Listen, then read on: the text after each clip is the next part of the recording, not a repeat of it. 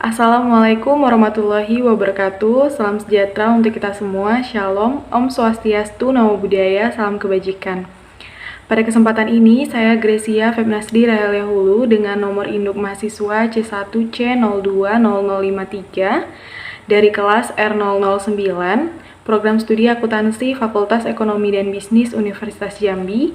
Saya akan mempresentasikan materi mengenai aspek keperilakuan pada pengambilan keputusan dan para pengambil keputusan.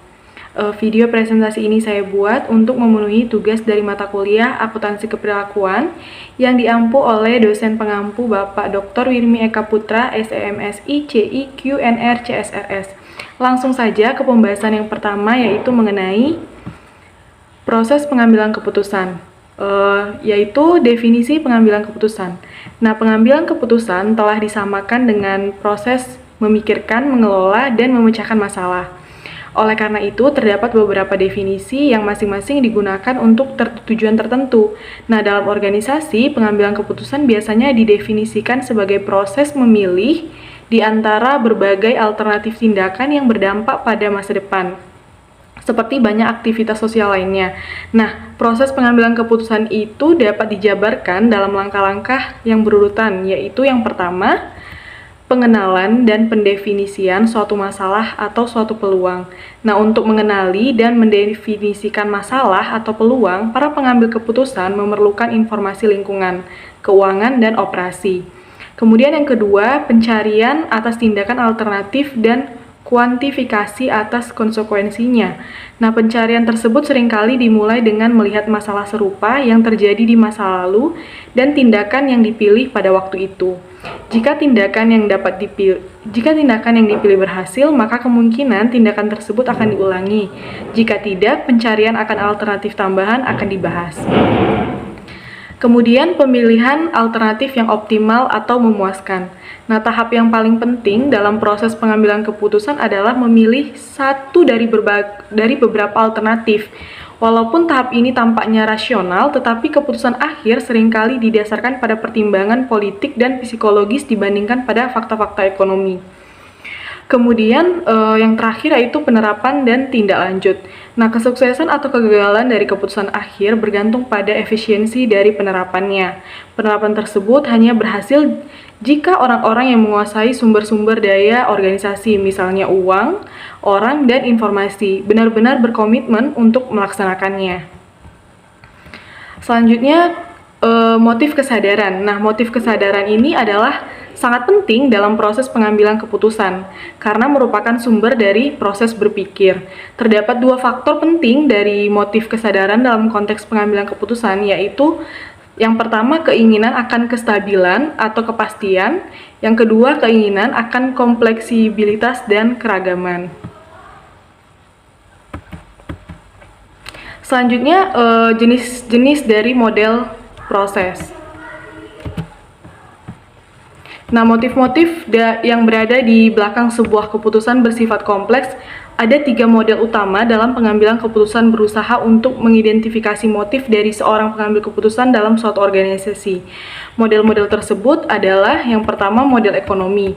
Nah, model ekonomi ini diasumsikan bahwa semua alternatif yang mungkin diketahui dan bahwa probabilitas yang terkait dengan alternatif-alternatif tersebut dapat dihitung dengan pasti. Keputusan tidak bergantung pada preferensi pribadi, melainkan didikte oleh tujuan organisasi yang konsisten. Kemudian ada model sosial.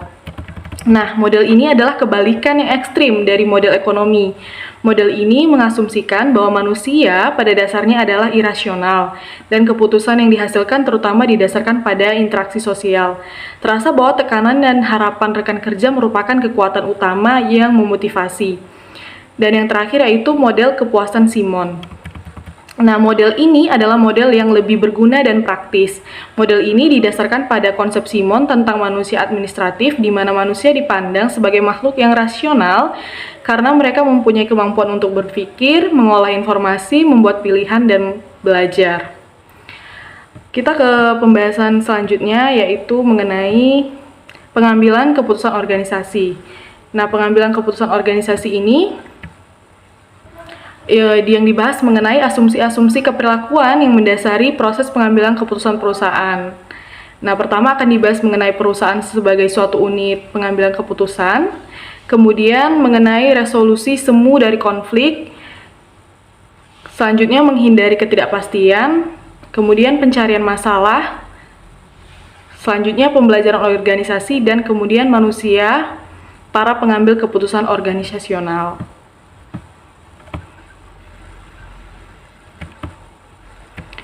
Selanjutnya kita akan membahas mengenai pengambilan keputusan oleh pendatang baru versus oleh pakar. Nah, proses pengambilan keputusan lebih lanjut lagi dipengaruhi oleh tingkat pengalaman sebelumnya dari individu-individu yang terlibat dalam pengambilan keputusan. Nah, studi yang dilakukan oleh Bauman pada tahun 1984 mengungkapkan sejumlah perbedaan yang menarik dalam strategi dan pendekatan yang digunakan serta data spesifik yang dipilih oleh para pakar dan pendatang baru ketika mengambil keputusan yang berdasarkan informasi akuntansi atau informasi keuangan lainnya. Nah, studi tersebut menggunakan analisis protokol dan hanya melibatkan 5 orang mahasiswa pasca sarjana, yaitu kelompok pendatang baru, dan 3 orang akuntan publik, kelompok pakar. Nah, studi atas sikap pengambilan keputusan secara keseluruhan menunjukkan bahwa pendatang baru itu mengumpulkan data tanpa melakukan diskriminasi dan menunggu untuk apa yang akan terjadi. Sebaliknya, para pakar mengumpulkan data secara diskriminatif guna menindaklanjuti observasi tertentu. Mereka secara teratur meringkas data tersebut dan memformulasikan hipotesis. Meskipun lebih kompleks, pendekatan mereka kurang memiliki karakter pengulangan sebagaimana terdapat dalam pendekatan kelompok pendatang baru.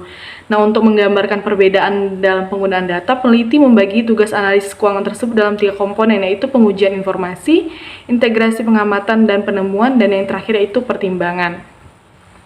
Selanjutnya kita akan membahas mengenai peran kepribadian dan gaya kognitif dalam pengambilan keputusan. Nah, karena manusia membuat keputusan, maka banyak riset yang telah diarahkan pada bagaimana perbedaan psikologis mempengaruhi keputusan. Nah, perbedaan psikologis individu dapat dibagi menjadi 2 kategori. Yang pertama yaitu kepribadian, dan yang kedua yaitu gaya kognitif. Nah, kepribadian ini mengacu pada sikap atau keyakinan individu, interaksi dan dampak yang memodifikasi dari kepribadian dibatasi pada dampak dari toleransi terhadap ambiguitas. Kemudian gaya kognitif itu mengacu pada cara atau metode dengan mana seseorang menerima, menyimpan, memproses, serta meneruskan informasi. Nah, interaksi dan dampak yang memodifikasi dari gaya kognitif ini dibatasi pada dampak dari toleransi terhadap kebebasan wilayah. Selanjutnya, kita akan membahas mengenai peran informasi akuntansi dalam pengambilan keputusan. Nah, untuk meningkatkan relevansi informasi akuntansi, para akuntan semakin tertarik untuk memahami peranan yang dimainkan oleh akuntansi dalam proses pengambilan keputusan dari seluruh organisasi. Nah, menurut Hopwood, informasi akuntansi dapat menyediakan beberapa stimuli dengan mana masalah dan peluang dikenali dan didefinisikan, tindakan alternatif diisolasi dan konsekuensinya dijelaskan, dan memainkan peran dalam analisis serta penilaian alternatif. Nah, selanjutnya kita akan membahas mengenai jurnal riset yang terkait. Nah, di sini saya mengambil penelitian yang dibuat oleh Reza Henning Wijaya dan Vina Agus Setianingsih mengenai tinjauan akuntansi keperilakuan terhadap kebijakan perusahaan menghadapi pandemi COVID-19. Tujuan penelitiannya itu mengelaborasikan gagasan akuntansi keperilakuan bagi perusahaan dalam menghadapi pandemi COVID-19. Nah, hubungan antar variabelnya yaitu pengaruh teori honesty policy, komunikasi organisasi, dan akuntansi keperilakuan terhadap kebijakan perusahaan dalam menghadapi pandemi COVID-19. Nah, kesimpulan dari penelitian ini yaitu teori honesty policy merupakan teori yang menjelaskan kekuatan karakter moral dalam berperilaku yang selalu menaati segala aturan, menjaga kedisiplinan, dan mengungkapkan sesuatu dengan kejujuran. Nah, teori ini memiliki hubungan langsung dengan peran akuntansi keperilakuan pada penekanan relevansi dari informasi akuntansi terhadap pengambilan keputusan antara perusahaan dengan karyawan. Baiklah, tidak terasa kita sudah sampai di ujung pembahasan. Terima kasih atas perhatian dan waktunya. Mohon maaf jika ada kata atau kalimat yang kurang berkenan. Terima kasih.